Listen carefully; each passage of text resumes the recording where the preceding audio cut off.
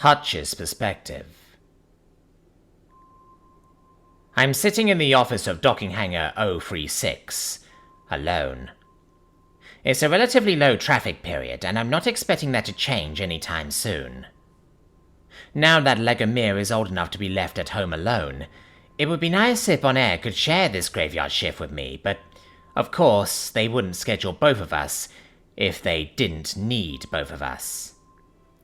It's usually the case that when we're both working, it's a frantic shift. I'd be busy processing orders, she'd be busy delivering them. We wouldn't get much time to relax and enjoy each other's company. Just as I'm starting to drift into an idle daydream, the door slides open. I feel a chill run down my spine, and my ears swivel right and behind me. I turn to look at the being who just entered.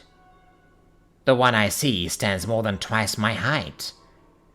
They're probably a biped, given the proportion of height to width and depth, but other than that, it's impossible to discern almost anything about them, since their body is entirely shrouded in loose black robes.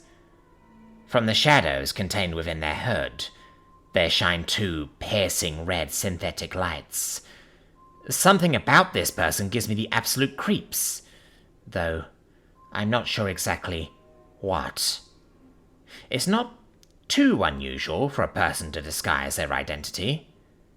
Perhaps they need to wear a full-body E-suit for this environment, and they think that people find the black robes less off-putting. That would certainly fit with the illuminated mask they're wearing. Maybe they have some kind of embarrassing skin condition at the moment, and have just stopped in on their way to get treatment. They could be a celebrity who doesn't want to get recognized, or just someone who values their privacy. Okay, Hutch, just ignore that swelling knot of nausea in your stomach and pretend everything is normal. Your hearts are not racing, your fur is not standing on end, your sprinting muscles have not preemptively tightened. You are just a friendly clerk, about to give a welcoming greeting to a normal customer, like nothing is amiss. "Hello there, customer," I hail, putting on a friendly performance I wouldn't have believed myself capable of until this moment. "Welcome. What can I help you with today?" No response comes for some agonizingly long moments. Then, thud, thud, thud, thud. The creature treads toward me with slow, booming steps. Definitely a biped from the gait, and it sounds impossibly heavy. Honestly, I don't remember Terrans sounding as heavy as that in their full battle armor, and this person is too large to be one of them. Taking position across my desk from me, the being stares down with the illuminated sensors on its mask. "Tritium," says the being, in a chilling, deep, male-coded voice. "I need hydrogen-free." The words emanating from him sound vaguely like Terran speak, but off. There's no emotion in it, the way Terrans always have when they speak. It's monotone, flat, synthetic. Well, that's not an issue. How much do you need?" 20 liquid gallons, answers the looming spectre. "Okay," I say, relieved that it looks like this transaction will be over quickly. "I'll just have the computer bring that out to you. What bay are you in?" "Send it here." "Alright. And how will you be paying?" I ask, as I complete the order. "I won't be," he says indifferently. "I'm sorry?" I ask, perturbed. "Yeah. Don't have much access to currency right now." "Oh, well," I start, my heart's pounding in my ears. "We could do a trade? Though with the extra effort involved on our end, you need to offer something of greater value than the hydrogen-free. I don't know if it would be worth it to you." Let me think. Something I could trade you that would be of greater value than 20 gallons of liquid tritium, he muses. Ice-cold blaze pierced both my hearts, as a 5-fingered hand emerges from the robe and pantomimes a thoughtful gesture, tapping a razor-sharp claw against the cloth covering the being's lower face.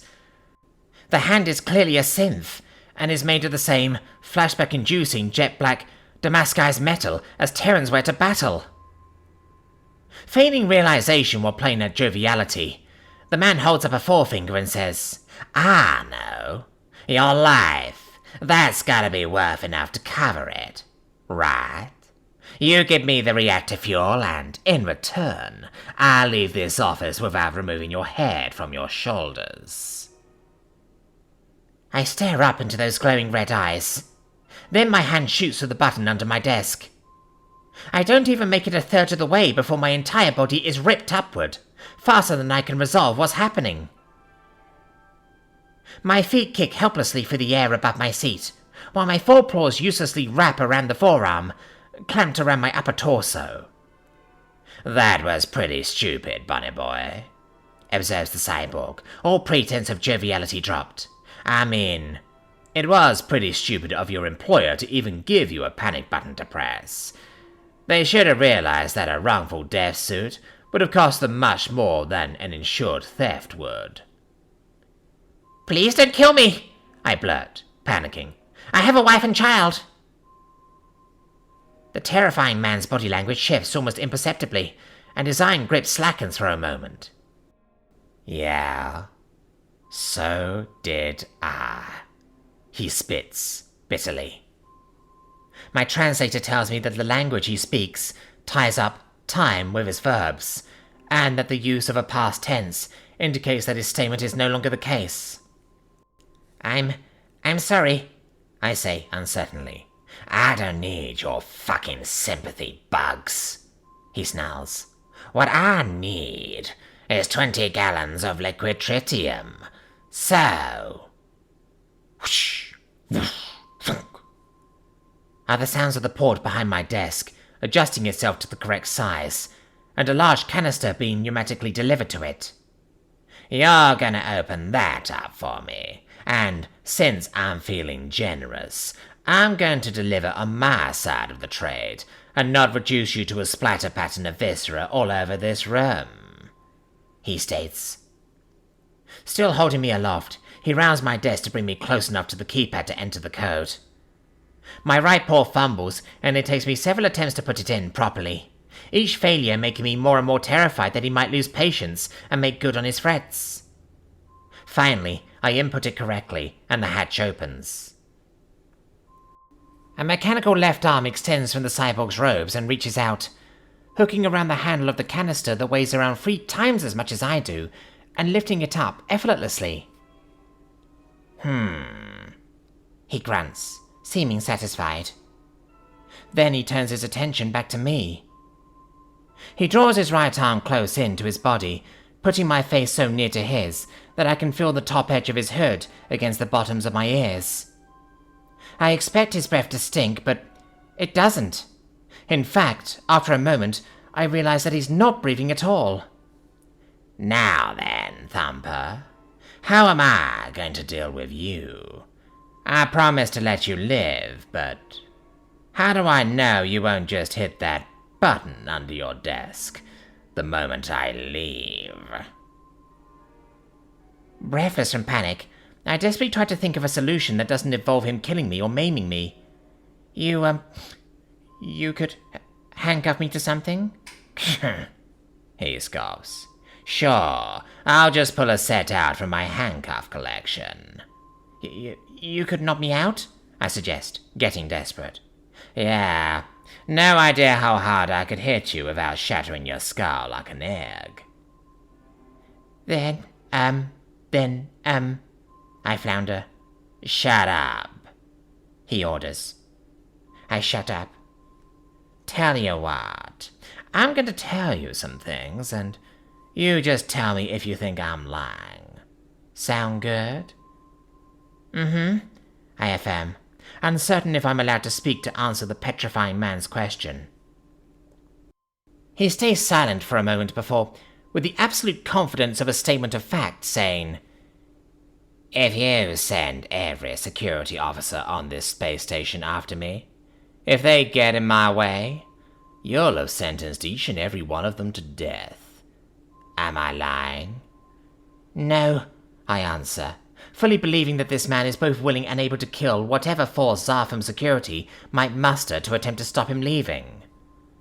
Good. Next, once I'm done killing them, I'm going to come back and I'm going to kill you. Slowly. Am I lying? You're not, I quiver. It's not worth throwing away their lives and yours over a canister of tritium now, is it? No, I answer emphatically. Good boy there, Roger.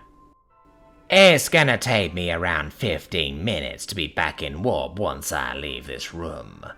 So, can I trust you not to touch your desk or your holo for 20? Yes, you can, I plead. You promise? He asks. Yes, I swear. Good. He shrugs, nonchalantly tossing me away to land perfectly back in my chair. When my vision resolves, he's already gone. I spend a few moments frozen in shock. Then, I collapse against my desk, sobbing and wheezing.